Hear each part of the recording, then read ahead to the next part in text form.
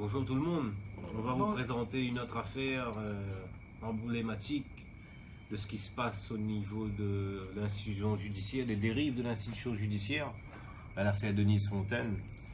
Quand il n'y a pas que l'affaire Sogecor, il y a beaucoup d'autres affaires. Et une affaire type encore de la mainmise des puissants sur la vie des gens. Donc tu vas expliquer un peu c'est quoi cette affaire-là? Alors d'accord. Donc en fait, aujourd'hui c'est un jour spécial. Et d'abord on va commencer par le commencement. Donc du coup on va présenter Denise Fontaine. Denise Fontaine qui est membre de l'association, dans le bureau aussi. Et donc du coup, en 2006-2007, LBB, donc c'est la SS, les bâtisseurs de Bourbon, qui investit dans l'héritage de Madame Fontaine, à la possession, en rachetant ses droits indivis. Enfin, les droits indivis, ses frères et sœurs. Donc en 2007, donc l'année suivante, LBB la signe pour qu'elle sorte de l'indivision. Donc on intègre un petit peu de force dans la SCCV Lila, donc à Saint-André, à hauteur de 15%, et LBB garde le contrôle avec 70%. Il reste encore d'autres actionnaires, mais on n'en parlera pas. On ne va pas embrouiller tout le monde. Donc l'objectif de cette SCCV, c'est de créer 93 logements d'e-commerce prévus à Saint-André. La fin des programmes est prévue en 2009. Et depuis 2009, Madame Fontaine fait tout pour sortir de cette SCCV. Donc elle est bien convoquée aux assemblées générales, mais elle n'a pas accès aux pièces, pas accès aux statuts. Elle les réclame, mais il ne se passe rien. Donc là, en 2019, c'est tout récent, LBB, les bâtisseurs de Bourbon, est en liquidation et la SCCV est mise en redressement judiciaire. Et là, aujourd'hui, un jour spécial, on a dit, Madame Fontaine se retrouve devant le TGI pour la liquidation de la SCCV Lila et elle n'a pas le droit d'assister à l'audience. Donc voilà.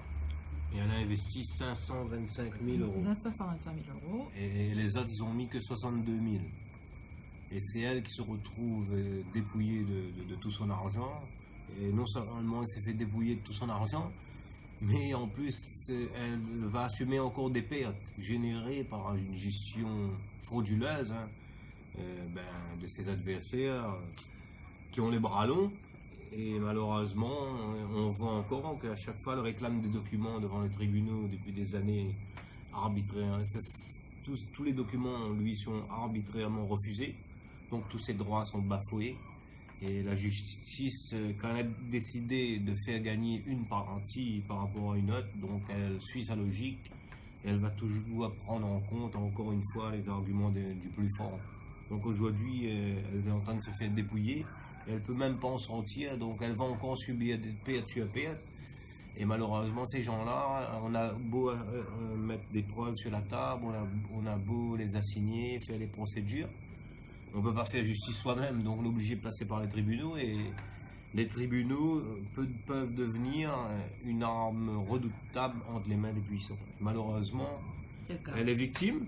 Et en plus, on est en train de lui taper dessus, et par voie judiciaire. Donc l'institution judiciaire, c'est à les inquiéter qui? Les magistrats, ils ont prêté serment. Dans le mot justice, il y a le mot juste. Donc alors que Madame Fontaine vit encore une fois une profonde injustice, on est inondé, c'est une véritable mafia locale, par des gros délinquants en col blanc. C'est la délinquance financière en col blanc, caractérisée. Et elle a toutes les preuves. Donc, elle a décidé aujourd'hui de plus se laisser faire, comme nous-mêmes d'ailleurs. Moi-même avec la Sogecor, c'est les mêmes mécanismes, les mêmes bandes, ils sont dans les réseaux franc-maçonniques et tout. Donc, on va mettre la vérité des faits sur la place publique. Et on va mettre les noms de ces individus, tous leurs complices et tout ça, sans peur, parce que la vérité avec nous, on croit en Dieu. Il y a un Dieu au-dessus. Et quand on est dans notre droit, si les tribunaux ne sont pas capables de faire respecter nos droits, mais on va essayer d'agir autrement. Et comme les jugements sont rendus au nom du peuple, il faut que vous, le peuple, sachiez qu'est-ce qui est rendu en votre nom. Et il faut que vous découvriez ce qui se passe réellement dans les salles fermées des tribunaux Et qui sont ces gens-là? Parce qu'aujourd'hui, c'est peut-être Madame Fontaine, c'était moi, c'était Jocelyne, Denise. Vous êtes peut-être, voire même probablement, les prochains sur la liste, parce qu'ils ne vont pas s'arrêter. Peut-être avez-vous déjà été escroqué, n'osez-vous pas le dire? Alors, réveillez-vous. Hein, maintenant, c'est l'heure de parler, de s'exprimer, et puis de dire ce qui ne va pas. Ce qui obère nos vies, ce qui nous détruisent, et ben, aujourd'hui on parle. Nous on est forts et on se laissera pas faire. Oui. Alors, Moi j'ai 67 ans, alors j'ai 2 enfants, et je n'ai pas du tout l'intention de me laisser faire. Parce que mes parents, ils ont travaillé très dur pour nous laisser quelque chose. Ils sont venus nous dépouiller, et là maintenant ils sont en train d'essayer de me dépouiller personnellement. Et ça, il est hors de question.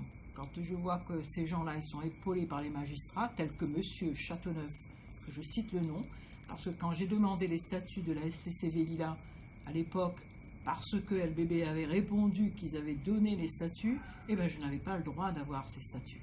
Donc là-dedans, forcément, comme c'était bien précisé qu'ils devaient mettre une certaine somme d'argent et qu'ils n'ont pas mis, eh ben tout ça, il fallait quand même que ça soit caché. Et moi, il est hors de question que ça passe comme ça et que maintenant, ils ont mis en redressement judiciaire et je viens d'apprendre que tout compte fait, la SCCV, eh ben, elle a des pertes de 1 million d'euros. Donc à hauteur de 15%, et c'est moi qui vais supporter ces pertes. Ça passera pas. Et j'ai l'intention et je suis déterminée. Je n'ai pas l'intention de me laisser faire et ben, voilà, je dénonce. Et je dénoncerai encore d'autres manœuvres que j'ai découvertes dans mon dossier. Et c'est quand même assez salé de voir ce qui se passe. Donc en fait, Salim, tu nous disais que Denise a toutes les preuves, mais non, on n'a pas toutes les preuves parce que on fait de la rétention d'informations. Mais effectivement, on peut prouver certaines choses grâce aux preuves qu'on a pu récolter. D'ailleurs, on balance, hein, on donne les noms. Il y a un tract qui est en préparation, peut-être qu'on l'a déjà diffusé, mais bientôt on le diffusera à grande échelle. Et donc voilà, comment les professionnels de l'immobilier, grâce à des mécanismes judiciaires, nous mettent dans des rouages dont on ne peut pas sortir. Donc Madame Fontaine, Denise, a essayé de sortir de cette SCCV parce qu'elle a senti que ça sentait pas bon. Et depuis 2009. Depuis 2009, on est en 2019. Elle a réclamé toutes les pièces qu'elle estimait être en sa possession. Elle n'a jamais rien reçu. Enfin, rarement reçu, mais elle ne peut pas prouver réellement l'escroquerie. Mais ce qu'on peut démontrer, c'est qu'elle entre dans une SCCV. Une SCCV qui a pour objectif de produire de l'immobilier et donc en fait un petit peu dégager des fonds. Et en fait, Denise n'a jamais eu aucun euro de cette production immobilière. Donc la SCCV Lila fait partie du groupe LBB, du groupe Secodis. Groupe Secodis, oui. Groupe Secodis. Ils ont des sociétés satellites telles que PRMI, hein, Logé, syndic, pour la location. PRMI, c'est pour les ventes. Ils créent des sociétés holding et donc l'argent, ça part. Hein, ça part je ne sais où. Hein. Et pendant ce temps-là, les gens sont spoliés. Je suis certainement sûre qu'il n'y a pas... Je ne suis pas la seule. Je pense qu'il y en a d'autres. Hein. Et ça, il ne faut pas que ça continue comme ça. C'est pas possible. Et sur ces 93 logements qui ont été produits, tu n'as rien reçu? Non, j'ai rien reçu. Il reste que deux commerces, apparemment, d'après ce que j'ai eu comme information. Mais j'ai rien d'information écrite. Hein. Hein, je ne peux pas les avoir, moi, ça, puisque de toute façon, au tribunal, il était impossible à moi d'assister aux séances.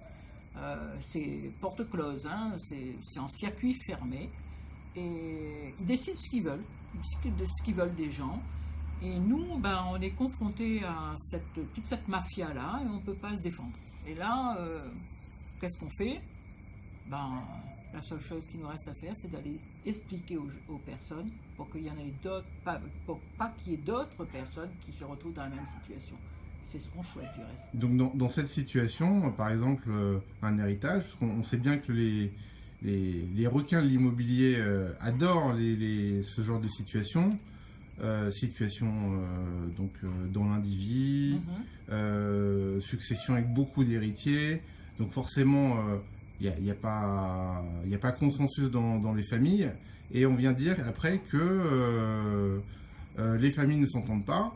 Et on nous rajoute des procédures judiciaires par-dessus tout ça. Et donc forcément, ils n'arrangent pas les choses. Non, ils détournent la loi. Ça, ils sont doués pour ça. Pour arriver à des situations d'arbitrage.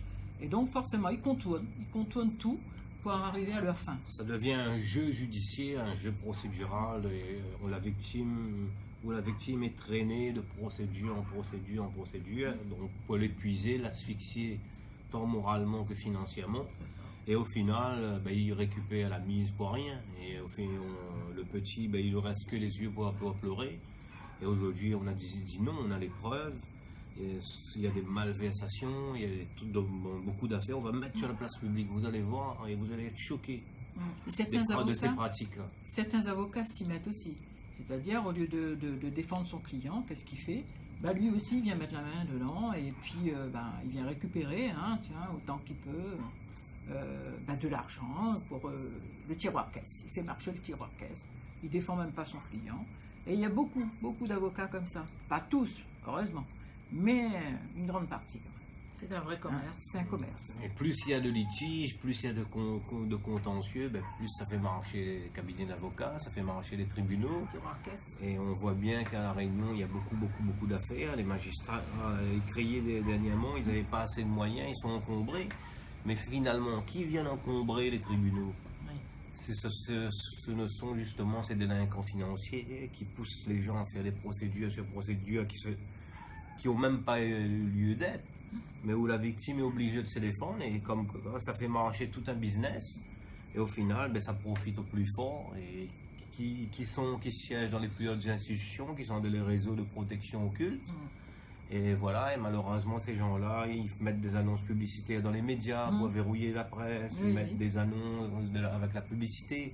Il y a des journalistes même qui s'en plaignent. Il y a beaucoup de sujets intéressants pour faire sur La Réunion. Malheureusement, les chefs de rédaction, on leur dit on publie pas ci, on publie pas ça.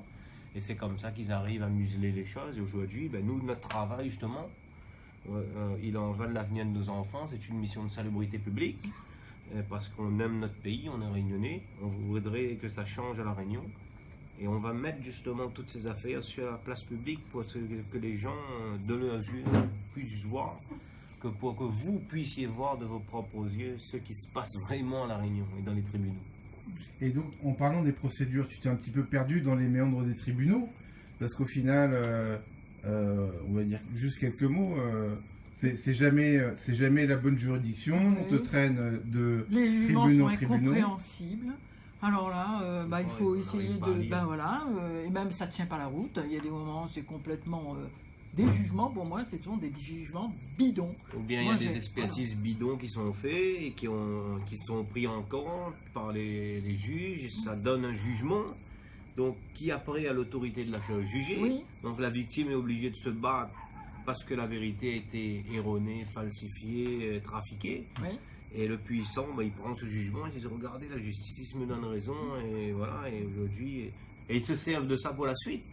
Donc la justice, ça peut être une arme redoutable entre les mains des puissants. Donc à un moment donné, c'est pas l'objet de l'institution judiciaire. Il y a des magistrats qui ont prêté serment, ils sont payés avec l'argent public, avec notre argent, pour faire respecter les droits des citoyens, les droits du peuple, et pas pour enterrer les victimes. Et donc, faut jugement également, parce que tu nous disais, Denise, que dans les jugements, on disait que tu as eu accès aux informations. Quand c'est faux, c'est complètement faux. Du reste, là, c'est contradictoire. On me dit, vous avez déjà eu toutes les informations. Mais par contre, je demande les informations, on me dit, par simple dire, vous avez déjà reçu, vous n'en aurez pas d'autres. Alors c'est comme ça. En fait, ce sont les magistrats, les juges qui te disent que toi tu as reçu les documents, mais sans preuve. Sans preuve. Aucune preuve. Juste la parole de la partie adverse. De la partie adverse. Et toi, tout ce que tu dis, c'est écarté. Voilà, c'est écarté. Et puis après, je m'aperçois le pourquoi de la chose. C'est pour bien couvrir ces malfrats. Et comme par hasard, on voit bien que quand on est petit, tout ce qu'on met sur la table, c'est jamais pris en compte. Mais comment on fait? Et on a des éléments entre les mains maintenant, au fur et à mesure on découvre. Et ça on découvre, Même il joue avec le Exactement, temps, c'est puis après un une jeu. fois que le temps est passé, on va vous sortir, ah bah il y a prescription. Mais c'est machiavélique, parce que quelque part, c'est machiavélique. Ils jouent avec les personnes et ça prend des années. Hein. Donc nous, on a espoir, il y a la justice. Faites Oui. confiance à la justice de mon pays, comme on nous dit. Faites confiance à la justice de votre pays. Mais on a beau faire confiance et les années passent et les choses s'empirent parce que ben, les voleurs, ils sont protégés Oui. et les victimes, on les tape dessus. Donc à Et un il y a moment beaucoup donné, de cas chez nous où c'est 10 ans, 11 ans, 12 ans et tous, on est toujours au même stade, à la On case en- il y a départ. même une dame, On 30 en a ans. une 29 ans de procédure aux Vous avirons, voyez. avec quelque chose de Alors, formidable. ça sert à qui- quoi cette justice si elle est comme... Ça sert à rien. On Bah, est en toi, train de oui. payer, mais payer parce que c'est, il faut débourser. Et en réalité, c'est prendre notre argent encore d'une autre façon. Par exemple, aujourd'hui, toi, Denise, dans ton dossier, tu as le juge, s'il avait demandé à LBB de te fournir les statuts, Hein déjà les choses seraient plus claires. Ce serait plus clair, oui. Ensuite, ce que tu n'as pas. Ensuite, tu as demandé une expertise, je Une crois, dans ton expertise. dossier. Oui, Non. j'ai demandé à ce qui est une expertise, une demande d'expertise C'est des ça. comptes. Ah ben non, j'ai pas le droit. Alors si Tu as le droit. Alors, ils n'ont rien à se reprocher, pourquoi ne pas faire une expertise? Moi, c'est ce que je comprends pas. De toute façon, tout ce qui va desservir le puissant nous est refusé. c'est ça. Pour en finir, on dit à tous les Réunionnais, hein, c'est le message qu'on voudrait faire passer, il faut se lever, et il faut se battre, et il ne faut plus laisser faire pareil. Donc on appelle à tous ceux qui sont dans la même situation que nous à ne plus se taire. Réveillons-nous ensemble, pacifiquement, mais allons défendre un petit peu notre pays et l'avenir de nos enfants. Et ceux qui n'ont rien subi, eh ben, on leur demande notre soutien, leur soutien, parce que nous avons besoin du soutien des autres. Tout seul, on n'arrivera à rien, et on a toujours besoin des autres. Alors aujourd'hui, c'est notre tour, demain, ce sera peut-être vous, j'espère jamais, mais au moins par solidarité, on dit toujours que le Réunionnais est solidaire. Alors montrez-le nous. Merci. Et puis il y a une belle phrase d'Albert Einstein qui résume ça. Le monde ne sera pas détruit par ceux qui font le mal, mais par ceux qui les regardent sans rien Rien faire. faire. Très juste. Parole Merci de à sagesse. tous. Merci à Bonne tous. soirée. Et à bientôt au prochain épisode.